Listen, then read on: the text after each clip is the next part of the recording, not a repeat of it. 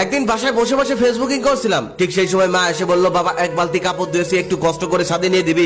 আমি তখন বিরক্তির সাথে মাকে বললাম, দেখছো না কাজ করছি, আমি পারবো না, যাও এখান থেকে। মা তখন বলল, কই কাজ করতেছিস, তুই তো মোবাইল চাপাচাপি করতেছিস। তখন আমি আরো বিরক্তি হয়ে বললাম, যাও নিজের কাজ নিজে করে নাও, একটু শান্তি মতো বসে থাকতে দেখতে পারো না, একটু বসে থাকলে কাজের কথা বলো। তারপর মা সেখান থেকে চলে গেল, আমিও দরজা বন্ধ করে ফেসবুকিং করতে লাগলাম, কারণ দরজা খোলা লাগলে একটু পর পরই আসবে আর ঘ্যানর ঘ্যানর করবে, এটা ওটা করতে বলবে। সেদিনই সন্ধ্যাবেলায় ছাদে গিয়ে একটু বসেছি, এদিক সেদিক চোখ বোলাচ্ছি, ঠিক সেই সময় মায়ের কল দিয়ে বলছে, বাবা কই রে তুই। আমি তখন বললাম, এখানে আসলেও আবার কল দিতে হয়, আমি না তোমাকে বলে আসলাম সাথে আসছি, সাথে আসলেও তোমাকে কল দিয়ে জ্বালাতে হবে আমাকে, তাই না? মা তখন নরম সুরে বলল, আমার একা একা ভালো লাগছে না, তুই একটু বাসায় আয়, আয় তোর সাথে একটু গল্প করি। তখন আমি বিরক্তির সাথে বললাম, আচ্ছা যেতে পারি, তবে যাওয়ার পর কিন্তু কোনো কাজ দেওয়া যাবে না, মনে থাকে যেন। তখন মা মুচকি এসে বলল, আচ্ছা কোনো কাজ দিব না, আয় তুই। তারপর আমি বাসায় চলে আসলাম। মা আসার পরে সেই বিরক্তিকর গল্প, যেই গল্পগুলো আমার শুনতে ভালো লাগে না, বারবার শুধু সেই গল্পগুলো আমার সাথেই বলতে হয় তার। আমি তখন ফেসবুকিং শুরু করলাম, কারণ মায়ের ওই পুরনো গল্প শোনার মতো এত সময় নেই আমার। তারপর মা যখন বুঝতে পারলো যে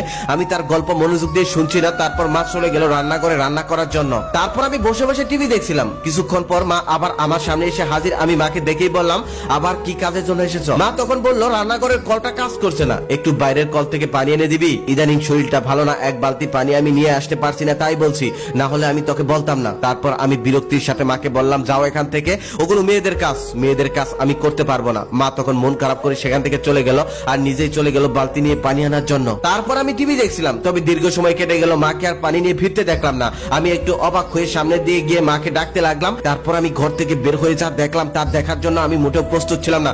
দেখলাম আমার মা টিউবওয়েল পারে পড়ে আছে, রক্তে 4-5টা ভিজে গেছে। এটা দেখার পর আমি কি করব বুঝে উঠতে পারছিলাম না। আমি হতবাক হয়ে গিয়েছিলাম, দৌড়ে মায়ের কাছে গেলাম, মাকে ডাকতে লাগলাম, তবে মা কোনো সারা শব্দই করছে না, কোনো কথা বলছে না, মাথায় কিছুই কাজ করছিল না। শুধু মাকে কোলে করে নিয়ে দৌড়ে রাস্তায় চলে গেলাম। সেখানে যাওয়ার পর একটা সিএনজি আসলো আর সেটাতে তুলে হসপিটালের দিকে রওনা দিলাম। যে হসপিটালে নিয়ে গেলাম, ওই হসপিটালে বাবার পরিচিত এক ডক্টর ছিল, সেখানে নিয়ে যাওয়ার পরেই ভর্তি করে নিল আর ওটিতে নিয়ে গেল। তখন নিজের উপর খুব রাগ হচ্ছিল, পৃথিবীর সব থেকে বড় অপরাধী নিজেকে লাগছিল, কারণ এক বালতি পানি নিয়ে দিলে কি এমন ক্ষতি হতো?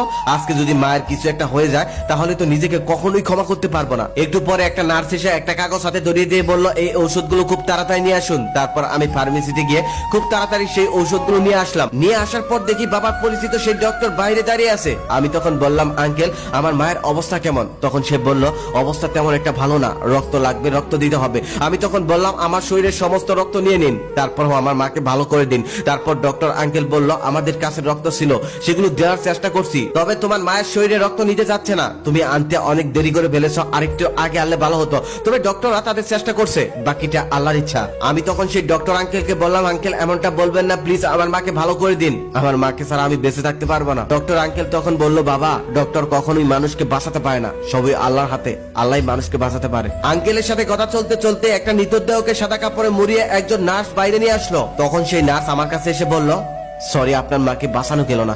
কথাটা শুনে আমি কিছুই বিশ্বাসই করতে পারছিলাম না, সবকিছুই স্বপ্নের মতো মনে হচ্ছিল। ডক্টর আঙ্কেল তখন আমাকে সান্ত্বনা দিতে দিতে বলল, তোমার মাকে আগেও কতবার বলেছিলাম ভারী কাজ কখনোই করা যাবে না, তার শরীর অনেক দুর্বল ছিল, কিন্তু কে শুনে কার কথা? আমি তখন আর নিজের মধ্যে ছিলাম না। এটা কতটা যন্ত্রণা, এটা একমাত্র তারাই বুঝতে পারবে যাদের মা পৃথিবী থেকে হারিয়ে গেছে। আমার পুরো পৃথিবী তখন থমকে গিয়েছিল। সারাটা জীবন যাকে এত অবহেলা করলাম, আজকে তার নিথর দেহটাই আমার শরীরের সমস্ত শক্তি কেড়ে নিয়েছে। কাপা কাপা হাতে তখন মায়ের মুখ থেকে সাদা কাপড়টা সরালাম। কোনোদিনই কখনোই এই মায়া ভরা মুখটার দিকে ভালো করে তাকাইনি। কতটা মায়া ছিল এই মুখে, তা আজ দেখতে পারছি।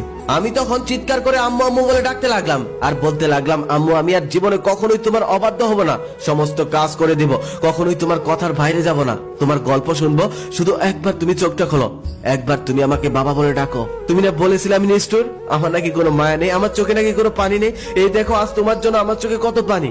আম্মু একবার ওঠো। সেদিন আমার চিৎকারে হসপিটালের সমস্ত লোক একত্রিত হয়ে গেল। আমার মা চোখ খোলেনি। সেদিন হসপিটালের অসংখ্য মানুষ আমাকে সান্ত্বনা দিল, আমার মা আমার সাথে আর কথা বলেনি। বাবা মা বেঁচে থাকতে আমরা কম বেশি সবাই এমন করি, গুরুত্বই দেই না, পাত্তাই দেই না। তবে যাদের হারিয়ে যায় তারাই বুঝতে পারে বাবা মা কি জিনিস, কি ছিল বাবা মা। মাকে সারা জীবনে যতটা অবহেলা করেছি, তার 1% অবহেলাও যদি আমি অন্য কাউকে করি, সেই আর আমার সাথে কখনোই কথা বলে না। তবে মাকে পৃথিবীর সব থেকে বেশি অবহেলা করেও বাড়ি থেকে বের হয়ে দেখো, একটু পরে ফোন করবে, খুঁজতে বের হবে।